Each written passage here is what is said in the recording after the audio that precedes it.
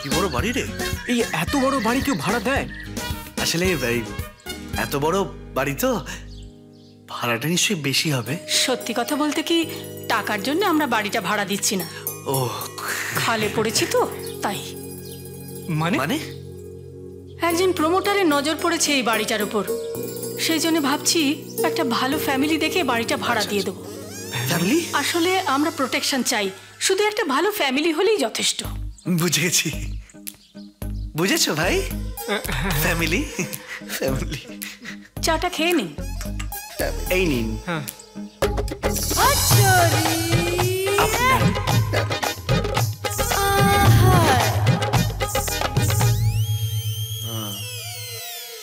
এটা কি জিনিস ভাই? হাফ ছেলে হাফ মেয়ে। আরে আমাদের ঢোল যখন নাটকে মেয়েদের পাঠ করে তখন এরকমই দেখতে লাগে।